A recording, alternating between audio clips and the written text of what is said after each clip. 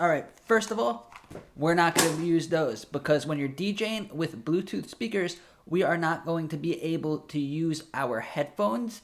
And this could be a problem for people that are used to DJing with headphones, but there are a bunch of ways around this. Number one is going to be visual cues.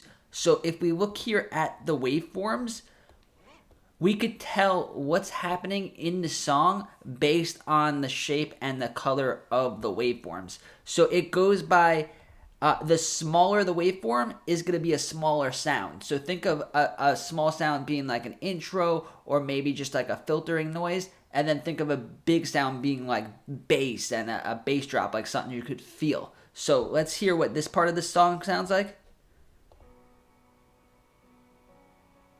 So it's like a nice soft piano. And then we go over here, which I could clearly tell is a build-up and then a drop. So right here is our drop. And once you get good at knowing what the song sounds like based on what it looks like, then headphones aren't as necessary as they were before, and you'll be able to DJ with Bluetooth speakers such as this one. Another thing that you could do to prepare yourself is to have your cue points set. So DJ Pro AI gives us the ability to set cue points, to set the colors and set the names. So I say it in all my videos, but before you go out and do a DJ gig, you should have your cue points set for every song in your playlist, even if it's just 2 cue points, which are when you're going to start and when you're going to end. So if you look over here at the bottom, I'm using a mouse so you can see where I point.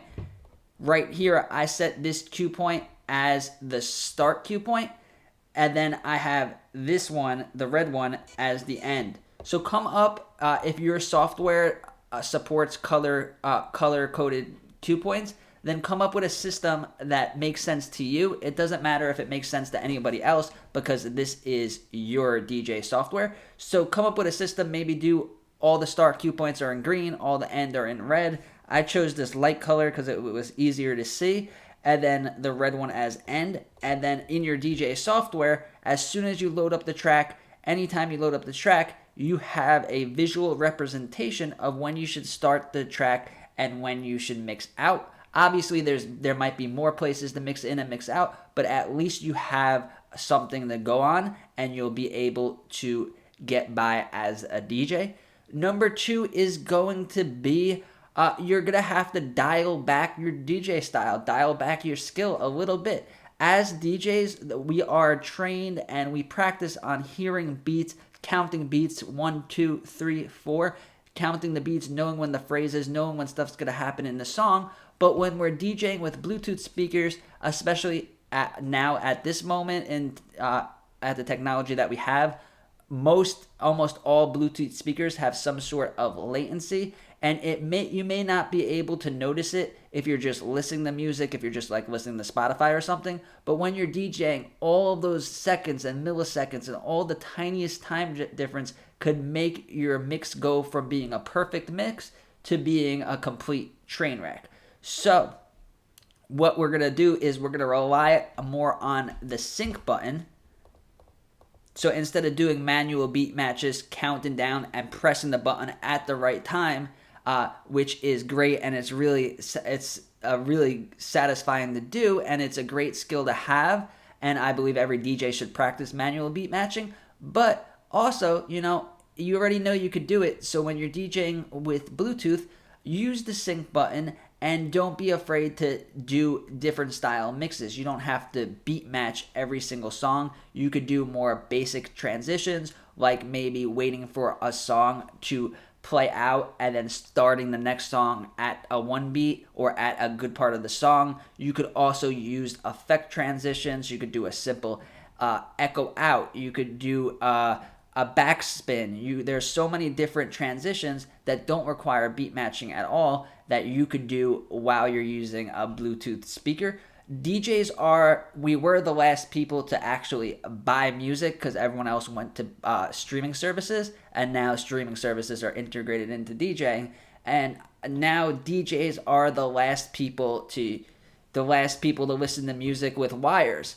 most people have Bluetooth speakers. The new iPad only has a one port, which is USB-C. The iPhones only have one port in it. They don't even make phones or iPads with a headphone jack anymore. That's because we're going towards a wireless world, and as DJs, we want to stay ahead of the curve and stay relevant. So by learning these tricks, how to DJ with Bluetooth opposed to using wired equipment, is going to be very helpful.